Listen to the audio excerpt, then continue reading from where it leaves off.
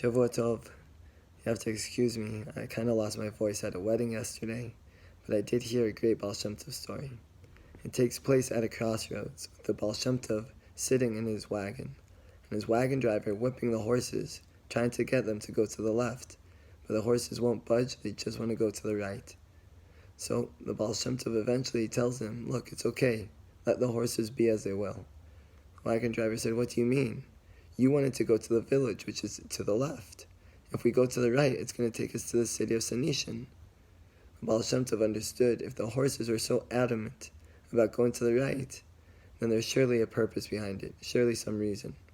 So he told the driver, it's okay, just let them take over. So he did. The horses traveled for some time, eventually stopping in front of this inn that the Baal Shem Tov would typically stop at when he was in the area. So he got out of his wagon, and he walked into this inn to be greeted by a very solemn environment. Turns out the woman of the household appeared to be dead, appeared as she had just passed away, breathed her last breath. The husband had covered her face with a shawl, and it seemed like everything was as gloomy as one would expect.